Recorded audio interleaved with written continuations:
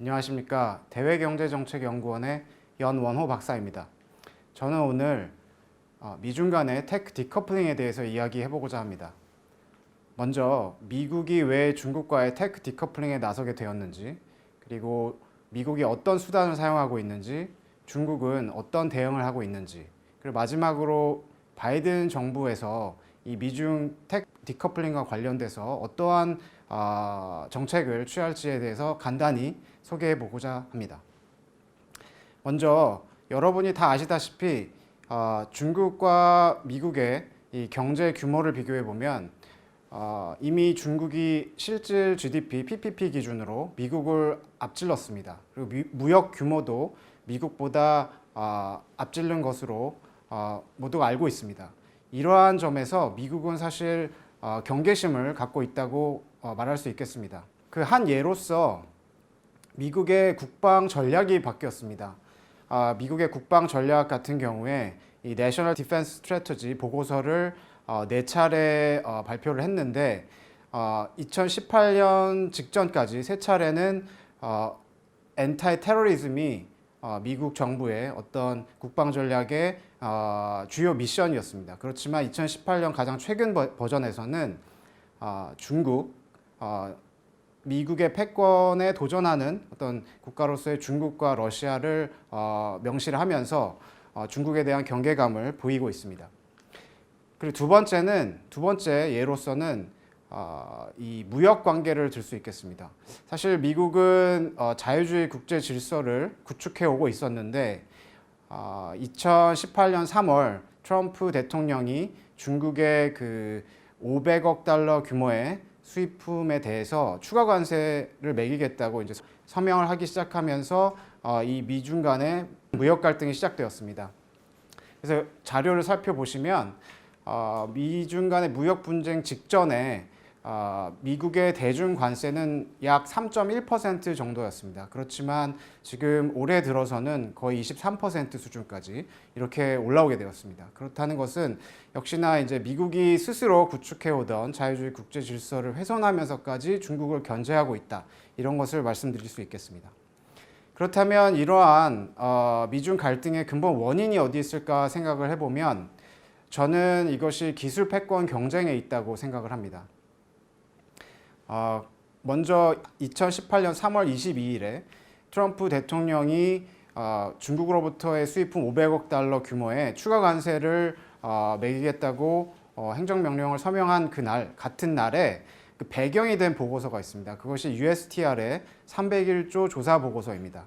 이 조사 보고서에는 주요 내용으로서 4가지를 다루고 있는데 첫 번째가 강요된 기술 이전, 두 번째가 차별적 기술 인허가, 세 번째는 중국 정부의 지원을 받는 중국 기업들의 공격적 해외 자산 취득, 그리고 네 번째는 기술 및 영업 비밀 탈취를 위한 불법적 해킹, 이렇게 4가지를 주요 내용으로 다루고 있고 중국 제조 2025를 무려 114번이나 언급하고 있습니다.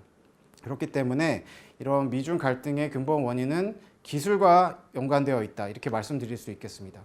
또 하나는 올해 5월 20일 백악관에서 대중국 전략 보고서를 냈습니다. 이 보고서에서는 중국의 시장을 왜곡하는 강제 기술 이전과 지식재산권 관행에 대해서 미국이 추가 관세로 대응해 왔다고 명시하고 있습니다.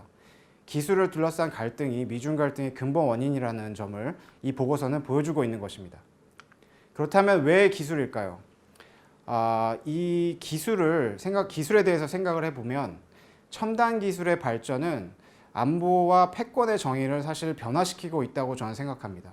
기존의 냉전 시기의 기술, 핵 기술이라든지 미사일 기술은 경제적으로 그렇게 크게 도움이 되지 않는 기술들이었습니다. 우리가 북한을 봐도 그것을 알 수 있는데요. 그렇지만 최근에 우리가 주목하고 있는 기술, 4차 산업혁명과 관련된 기술들은 모두 민군 겸용 기술들입니다. 따라서 이 기술들에 투자를 하면 할수록 경제력도 올라가고 또 군사력도 올라가게 되어 있습니다. 따라서 이들 첨단 기술과 관련된 중국의 부상이 미국의 경계심을 높이고 있다, 이렇게 말씀드릴 수 있겠습니다. 자료를 보시면 올해 2월에 일본경제신문에서 10대 첨단 기술 분야를 정하고 그 특허 건수를 조사한 연구가 있습니다.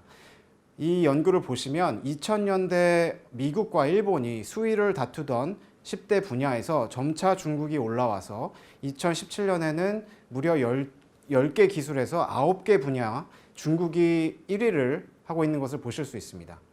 이것이 이제 미중 간의 패권 경쟁, 기술 패권 경쟁을 단적으로 보여준다 이렇게 말씀드릴 수 있겠습니다.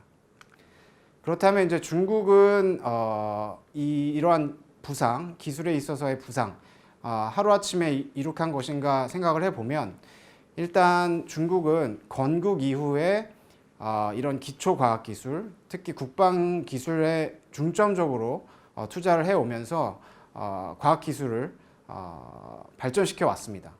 그리고 시진핑 주석 시기에 들어와서는 혁신 주도형 발전 전략을 하겠다 이렇게 말을 하고 GDP의 2.5% 정도 과학기술 분야 R&D에 사용하는 것을 목표로 계속 투자를 해오고 있습니다. 그래서 여러분들이 아시다시피 이 자료를 보시면 이제 두 번째 행인데요. 제조강국 3단계 전략, 저것이 이제 널리 알려져 있는 중국 제조 2025 전략이고, 첫 번째 행은 과학기술과 관련된 2030년, 2040년까지의 중장기 목표입니다.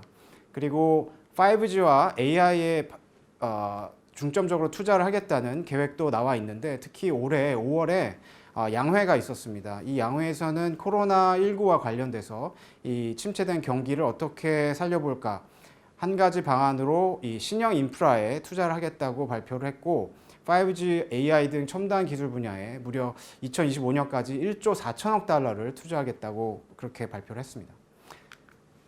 그러면 이제 간단하게 미중 간 기술 격차를 알아보고 왜 미국이 테크 디커플링 전략을 취했는지 살펴보겠습니다.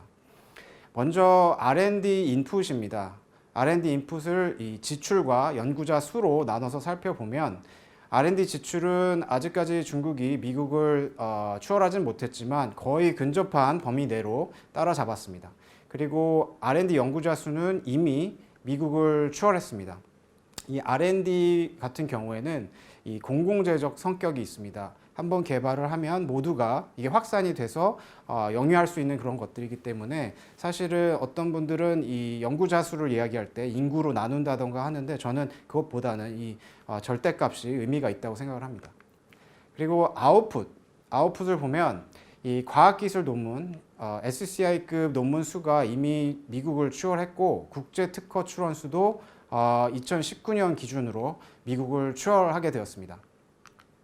그럼 저는 이러한 데이터를 갖고 그렇다면 이제 그들의 관계, 인풋과 아웃풋의 관계를 살펴보았는데 그 결과를 먼저 보여드리면 이 과학기술 관련된 혁신 생산성을 제가 추정해 보았습니다. 그래서 미국, 중국, 일본, 한국 이 네 국가의 생산성을 추정해 보았을 때 흥미로운 사실은 일단 한국이 가장 높은 생산성을 갖고 있다. 그렇다는 얘기는 가장 적은 수의 연구자와 가장 적은 지출로 가장 많은 국제 특허를 내고 있다는 뜻이고, 이 중국과 미국과의 관계를 보면 파란색이 중국이고 노란색이 미국입니다.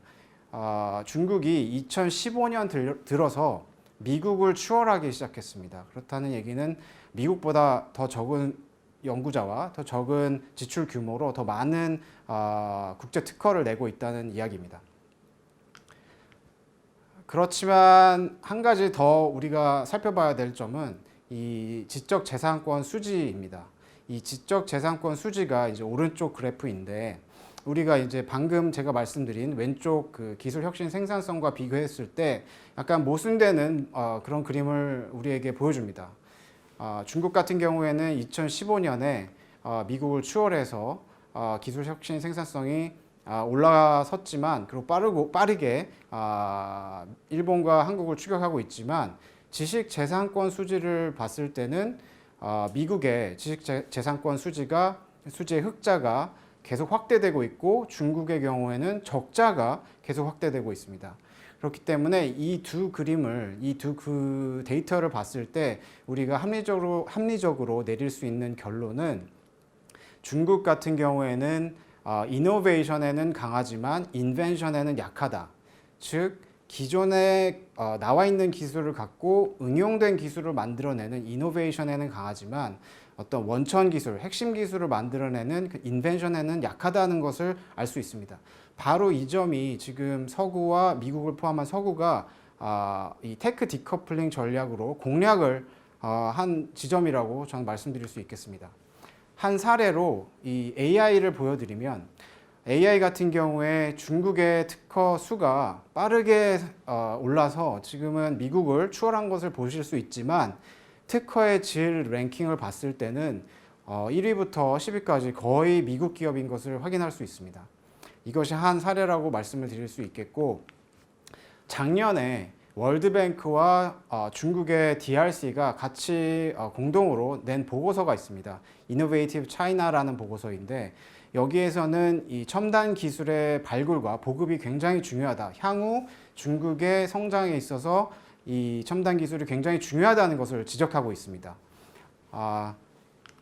세 가지 시나리오를 제시하고 있는데 첫 번째는 중국이 포괄적인 이노베이션에 성공했을 경우, 두 번째는 중간 정도의 이노베이션에 성공했을 경우, 세 번째는 제한적인 이노베이션에 성공했을 경우, 이렇게 추정하는 그 성장률을 보여주고 있는데, 그것과 제가 IMF라든지 저의 개인 연구를 통해서 이 코로나 사태를 좀 반영해서 추정을 해보면 시나리오 1, 중국이 포괄적 이노베이션을 달성했을 경우에는 한 2033년경에 중국이 미국을 추월하게 됩니다. GDP에서. 그리고 두 번째 시나리오에서는 한 2040년경. 그렇지만 만약에 중국이 제한적인 이노베이션을 달성할 경우에는 미국 GDP 추월이 불가능해집니다. 제가 생각했을 때는 미국의 어떤 전략적 의도, 이것이 아무래도 이 결과와 맞닿는 부분이 있지 않는가 이렇게 생각합니다. 미국의 전략은 역시나 중국의 이노베이션을 방해하는 것, 그것이 아닌가 생각이 됩니다. 구체적인 제재 수단을 좀 알아보겠습니다. 미국이 어떤 제재를 하고 있는지 중국에 대해서. 크게는 세 가지로 나눠서 말씀드릴 수 있는데, 첫 번째는 수출 규제, 두 번째는 수입 규제, 세 번째는 투자 규제입니다. 이제 수출 규제는 수출 통제 개혁법 에크라라고 하는데요. 이것을 통해서 규제를 하고 있고, 수입 규제도 889조, 이것은 2019년 미국의 국방수권법 889조입니다. 특정 통신 및 영상 감시 서비스 또는 장비의 금지, 이 조항을 통해서 규제를 하고 있습니다. 그리고 투자 규제도 2019년 국방수권법 안에 있는 이 FORMA라는 외국인 투자 위험 심사 현대화법, 이것을 통해서 중국을 견제하고 있습니다. 먼저 수출 규제와 관련해서 에크라에 대해서 설명을 드리겠습니다. 에크라는 두 가지 내용을 핵심으로 하고 있는데, 첫 번째는 미국의 관련 부서들이 논의를 통해서 신흥 기술 및 기초 기반 기술을 규정하게 됩니다. 그리고 두 번째는 이 규정된 기술을 바탕으로 수출 관리를 하게 됩니다. 수출 통제 기업 리스트를 작성을 하고 미국 기업들이 이 리스트에 올라간 기업들의 수출을 못하게 하는 것이 이제 두 번째 내용입니다. 그렇지만 그 역외 적용 규정이 있어서 제3자 제재인데요. 미국 기업이 아니더라도 리스트에 오른 기업과 거래를 하게 되면 미국의 제재를 받을 수 있게 됩니다. 따라서 모든 기업들은 이 자기가 수출하는 제품이나 서비스가 최종적으로 누가 사용하게 되는지 그것을 파악할 의무가 있습니다. 그게 이제 최종 용도 규제이고요. 그리고 마지막으로는 기술 이전도 금지되기 때문에 중국인과의 공동 연구 금지도 올해 6월 1일부로 미국 정부는 시행을 하고 있습니다. 그래서 제가 에크라의 엔티티 리스트와 관련된 구체적인 사례를 한번 모아봤습니다. 2018년 이 법이 제정된 이후에 총 10차례 중국 관련 기업들이 엔티티 리스트에 추가되었는데, 그 사유를 보시면 국가안보, 기술 탈취, 신장 위구르 인권 문제라든지 남중국해 문제와 관련이 되어 있습니다. 하지만 그 기업들의 면면을 살펴보면 재미있는 것이 이 기업들이 모두 중국 제조 2025와 관련된 기업, 그리고 에크라가 규정하고 있는 14개 분야의 신흥 기술, 기초 기반 기술과 관련된 그런 기업들입니다. 그렇기 때문에 미국의 의도가 정확하게 여기서 보여진다 이렇게 말씀을 드릴 수 있겠습니다. 그리고 이 리스트는 최초에 14개로 시작을 했는데 올해 10월 15일에 이 미국의 행정부에서 낸 자료를 보면 37개까지 확대가 되었다. 몇 차례 이제 논의를 계속 거쳐서 확대가 되고 있습니다. 그러한 것들에 대해서 주의할 필요가 있겠고, 그리고 미국의 백악관도 National Strategy for Critical and Emerging Technologies라고 해서 10월에 보고서를 냈습니다. 이 부록을 보시면 이 보고서에서도 20개의 첨단 기술, 본인들이 육성하고 보호해야 할 기술들을 열거하고 있습니다. 다음은 수입 규제입니다. 수입 규제는 889조 특정 통신 및 영상 감시 서비스 또는 장비의 금지 관련된 것인데, 이것은 크게 두 단계로 나눠서 생각해 볼 수 있습니다.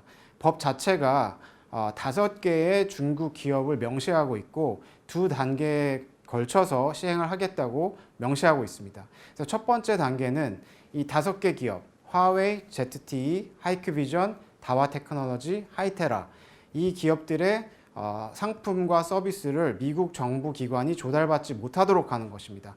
이것은 2019년 8월에 이미 시행이 되었습니다. 그리고 두 번째 단계도 시행이 되었는데 올해 8월에 3달 전에 시행이 되었습니다. 이 5개 회사의 제품을, 이 5개 회사의 제품과 서비스를 사용하는 다른 기업들도 미국 정부 기관에 조달을 하지 못하게 그러한 2단계 좀 더 강화된 조치가 시행이 되었습니다. 사실 이 2단계와 관련돼서는 그 파급력이 굉장히 크기 때문에 미국의 기업들, 록히드 마틴이라든지 아마존이라든지 애플, 이런 주요 기업들이 트럼프 행정부에 로비라든지 압력을 넣었던 것으로 그렇게 알려져 있습니다. 그렇지만 미국 정부의 그런 강한 의지, 미국 기업, 미국 인프라, 미국 시스템과 이들 기업을 완전히 분리해내겠다는 그런 강한 의지로 2단계 조치를 8월에 그대로 시행을 했습니다. 다음은 투자 규제입니다. 펄마법 이전에는 미국 기업에 대한 지배적인 투자만이 심의 대상이었지만 펄마법 시행 이후에는 핵심 기술, 핵심 인프라, 그리고 민감한 개인 정보에 관련된 사업에까지 그것이 비지배적인 투자라고 하더라도 심의 대상이 되었습니다. 이 펄마법 관련돼서 최근에 사례들이 나오고 있는데, 우리가 잘 알고 있는 틱톡이라든지 위챗, 이것이 개인의 그런 핵심 정보, 민감한 정보를 수집한다. 그러한 사유로 인해서 투자 규제를 받게 되었습니다. 그리고 이것이 재미있는 것은 많이 알려지진 않았지만 사실 구글과 페이스북이 태평양을 횡단하는 해저 케이블을 2016년부터 설치를 하고 있었습니다.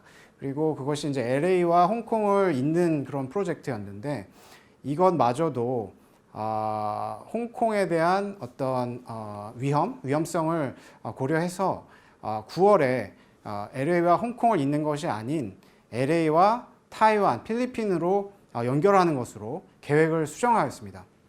그리고 여러분들이 잘 아시는 최근에 많이 나오고 있는 이 클린 네트워크 프로그램, 여기에는 6가지 영역이 있는데 이것도 사실은 TID, 그 크리티컬 테크놀로지, 크리티컬 인프라스트럭처, 그다음에 센서티브 데이터, 이런 것과 관련이 되어 있습니다. 그 다음은 그렇다면 이제 중국이 어떻게 대응을 하고 있는지 살펴보도록 하겠습니다. 제가 생각했을 때는 중국 같은 경우에는 이 눈에는 눈, 이에는 이, 이런 전략이 아닌 새로운 대장정 전략으로 대응하고 있다, 이렇게 생각이 됩니다. 미중 간의 갈등이 이제 가장 극심했던 작년 5월을 생각을 해보면 이때 시진핑 주석이 장시성 위두현을 방문하게 됩니다. 이 장시성 위두현 같은 경우에는 예전에 마오쩌둥의 홍군이 대장정을 출발했던 그 기점이 되는 곳입니다. 이곳에서 시진핑 주석은 지금 우리는 새로운 대장정을 맞이했다, 새롭게 다시 출발하자, 이러한 발언을 하게 됩니다. 이것이 어떻게 보면은 이 미중 갈등을 바라보고 있는 중국의 시각을 보여주는 것이 아닌가, 저는 이렇게 생각을 합니다. 실제로도 중국은 어떤 T4텟 전략이 아닌 제도 정비라든지 산업 구조 조정이라든지 자체 기술 개발 강화로 미국의 이런 조치에 대응을 하고 있습니다.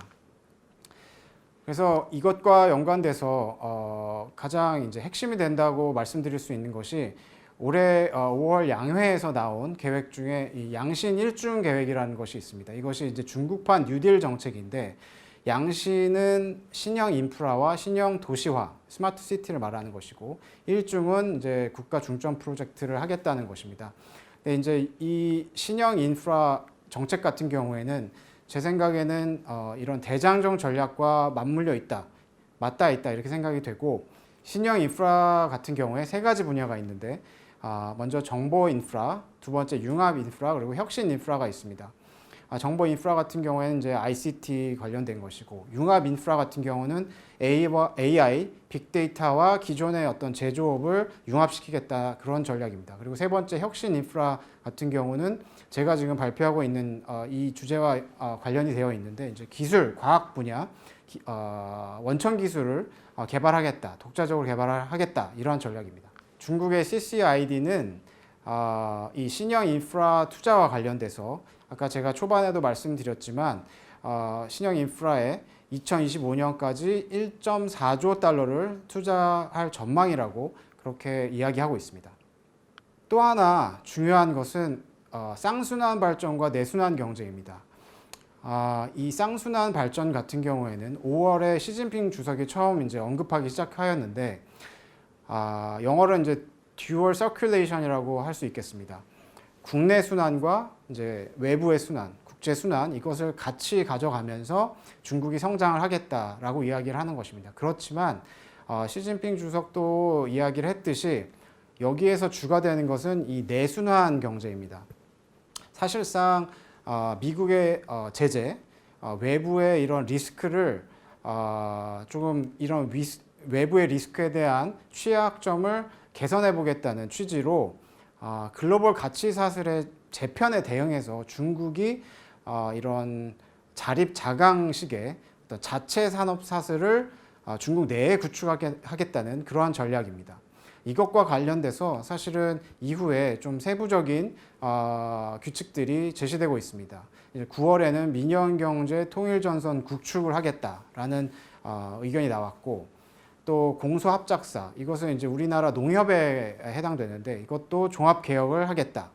그리고 11월에는 인터넷 플랫폼 반독점법 가이드라인도 나왔습니다. 그래서 이것의 공통적인 어떤 이 방향성은 당의 지도하에 민영경제가 뭉쳐서 한마음 한뜻으로 중국몽 구축을 위한 방대한 역량을 결집하겠다 이러한 것입니다. 그렇기 때문에 이것이 중국의 어떤 대응 방식이다 말씀을 드릴 수 있겠고 또 최근 들어서 중국의 수출입 통제 경향이 나타나고 있습니다. 8월 28일에는 수출금지 제한 기술 목록을 조정하였습니다. 새롭게 23개 항목을 추가하였는데 우리가 앞에서 살펴봤던 그런 첨단 기술 분야들 그런 분야들이 대거 포함되었습니다. 그리고 9월 19일에는 중국판 엔티티 리스트라고 할 수 있겠죠. 신뢰할 수 없는 기업 리스트 규정이 발표되었습니다. 이것 같은 경우에는 실제 기업들을 리스트업한 것이 아니라 향후에 본인들이 어떤 기업들을 신뢰할 수 없는 기업 리스트에 올리겠다. 그 기준을 제시했습니다. 그리고 이 전체적인 흐름의 하이라이트라고 할 수 있는데 10월에 수출통제법을 채택하였습니다. 이것은 미국의 에크라 이것과 상당히 유사한데 12월 1일자로 발효를 하게 됩니다. 이 5개 챕터 49개 조항으로 되어 있는데 아직 그 세부적인 규정들이 나와 있지 않기 때문에 사실 전문가들 사이에서도 의견이 좀 분분합니다. 그렇기 때문에 향후에 이 세부 규정이 어떻게 나오는지 조금 유심히 지켜볼 필요가 있겠습니다. 그럼 마지막으로 전망과 시사점입니다. 저는 이 미중 갈등을 기술 패권 경쟁이라는 측면에서 살펴보기 때문에 이러한 측면에서 살펴본다면 이것이 구조적 문제이고 그렇다면은 이것은 장기화될 수밖에 없다. 이 구조가 변하지 않는 이상 장기화된다. 이런 생각을 갖고 있습니다. 그리고 거기에 더해서 한 4가지 정도 더 추가적으로 장기화될 요인을 말씀을 드리면, 첫 번째는 이 미국의 중국의 불공정성에 대한 인식, 이것이 변하지 않는 한, 또는 중국이 불공정한 관행을 변화시키지 않는 한 이것은 계속될 것이다, 이렇게 말씀을 드릴 수 있겠고, 두 번째는 중국의 강경한 대응입니다. 중국이 방금 말씀드린 것처럼 이 수출 통제, 미국의 어떤 수출 통제에 대응하는 방식으로 본인들도 수출 통제를 하겠다고 나오는 이런 모습. 사실 시진핑 주석 같은 경우에는 본인의 그런 연임을 위해서 헌법을 수정했고, 그리고 본인의 이름이 들어간 사상을 헌법 전문에 넣었습니다. 이러한 그런 본인의 권한을 강화시키는 조치들, 이런 것들을 했다는 점을 비춰봤을 때 당 안팎에서 굉장한 기대감을 갖고 있다, 이렇게 말씀을 드릴 수 있겠고, 그 기대감에 부응하기 위해서는 중국이 특히 시진핑 주석이 미국의 그런 제재 조치에 굴복하는 모습을 볼 수 없지 않겠느냐. 그렇기 때문에 중국의 강경한 대응은 계속될 것이다, 이렇게 생각이 됩니다. 그리고 세 번째는 미국 내 초당적 반중 정서입니다. 여러분이 다 아시다시피 특히 이제 코로나 사태로 인해서 민주당, 공화당 지지자 가릴 것 없이 미국 내에서 초당적 반중 정서가 퍼져 있습니다. 그리고 네 번째는 갈등의 제도화입니다. 트럼프 개인의 문제가 아니고 이 미국의 제재 수단들이 다 법제화되고 있다, 이러한 점으로 봤을 때 이 미중 갈등은 장기화될 것이다, 이렇게 생각을 합니다. 그리고 이제 또 한 가지 제가 최근에 재미있는 것을 발견했는데, 사실 11월 20일에 미국 국무부에서 The Elements of China Challenge라는 보고서를 발표했습니다. 근데 이 보고서는 사실은 1947년에 나왔던 조지 캐넌의 The Sources of Soviet Conduct라는 보고서를 염두에 두고 작성한 것 같습니다. 제목이 상당히 유사한데, 하나는 소련을 대상으로 작성된 것이고, 하나는 중국을 대상으로 이제 작성된 것입니다. 이 The Sources of Soviet Conduct 같은 경우에는 미국의 대소련 봉쇄 정책, 이 봉쇄 정책의 근간이 됐던 보고서입니다. 이후에 이 보고서 이후에 마셜 플랜과 나토 발족으로 이어졌습니다. 이런 것을 생각해 봤을 때 왜 이 시점에 미국 정부가 The Elements of China Challenge를 냈는지, 사실 트럼프 행정부 같은 경우에는 이 마셜 플랜과 같이 경제 번영 네트워크 EPN을 이 아시아 지역에 제시를 했고, 그리고 또 일본, 호주, 미국, 그리고 인도, 이 4개 국가를 묶는 쿼드를 발족시켰습니다. 그래서 이런 것들이 바이든 정부에서도 계속 될지, 그리고 이 보고서의 제목에서 보이듯이 이것이 향후 중국을 봉쇄하겠다는 그러한 정책으로 이어질지 좀 더 지켜봐야 될 그런 중요한 보고서가 아닌가 생각이 됩니다.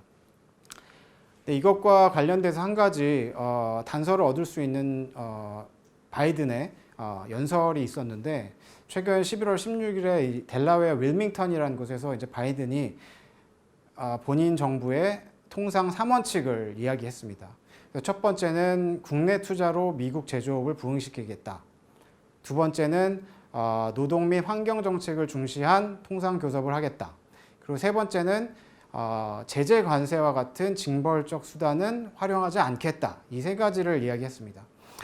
이 세 가지를 고려했을 때 제가 생각했을 때는 일단 바이든 정부 같은 경우에는 국내 문제에 포커스를 맞출 것 같습니다. 코로나19 사태라든지 경제 침체를 해결하는 데 주안점을 둔다든지, 그리고 이 트럼프 정부에서 무너졌던 이제 민주주의, 이런 것들에 대한 어떤 재정립, 이런 것에 포커스를 맞추고 정책을 펼 것이라고 저는 예상을 합니다. 그렇지만 역시나 바이든도 중국의 불공정성에 대한 인식은 공유를 하고 있습니다. 이것은 바이든과 트럼프의 이 대선 토론회에서도 여러 번 나왔었는데요. 그러한 점에서는 이 The Elements of China Challenge라는 보고서가 바이든의 대중정책 노선과 상당히 일치하는 부분이 있습니다. 따라서 이제 종합적으로 생각을 해봤을 때는 겉으로 드러나는 그런 양상에는 변화가 있을 수 있겠습니다. 바이든의 어떤 성향, 다자주의를 선호하는 성향, 동맹을 강조하는 성향, 그런 것들이 있기 때문에 어떤 양상에는 변화가 있을 수 있지만 그 근본에 깔리는 미중 갈등 구조 자체는 변함이 없을 것이다. 이거 장기화될 것이다. 저는 이렇게 생각을 합니다.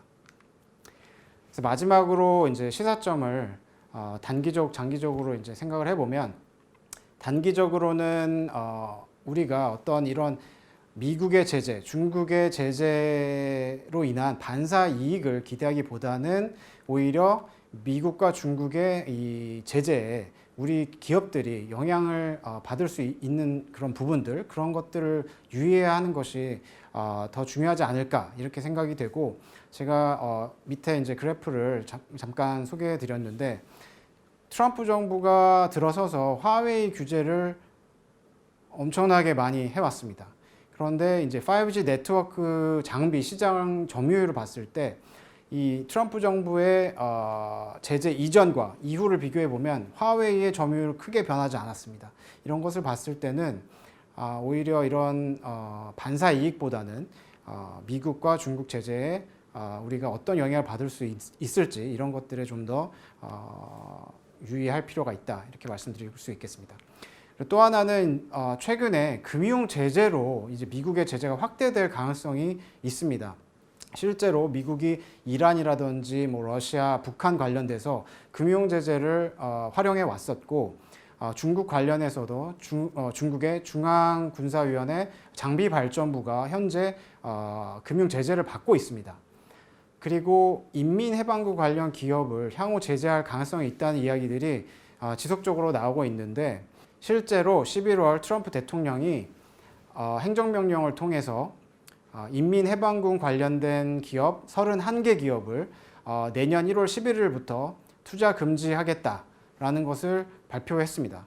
그리고 1월 11일부터 이것이 발효되게 됩니다. 사실 올해 6월에 국방부가 20개 기업을 발표를 했는데 8월에 11개 기업을 추가를 했습니다. 그래서 총 31개 기업이 이 행정명령의 영향을 받게 되는데, 사실 그 목록을 살펴보면 우리가 많이 아는 기업들이 리스트업 됐습니다. 그리고 기존의 엔티티 리스트에 들어가 있는 기업들, 그런 기업들이 해당이 됩니다. 화웨이도 이 중에 하나이고, 이 화웨이 같은 경우에 그렇기 때문에 내년 1월 11일부터는 미국의 어떤 투자 이런 것이 금지된다, 이렇게 말씀드릴 수 있겠습니다. 그리고 장기적으로는 역시나 이 중국의 국산화율 재고에 우리가 대비해야 된다, 이렇게 말씀드릴 수 있겠습니다. 이 미국이 대중 제재에 나섰는데 이것에 중국이 굴복하지 않고 오히려 쌍순환 경제, 내순환 경제를 중점으로 한 쌍순환이라든지 신형 인프라 투자라든지 이런 식으로 본인들의 어떤 국산화 전략, 국산화율 재고 전략을 피고 있기 때문에 향후에 우리가 중국과의 경쟁 이런 것에 미리 대비할 필요가 있다, 이렇게 말씀을 드릴 수 있겠습니다. 네, 이상 저는 이것으로 제 발표를 마치도록 하겠습니다. 감사합니다.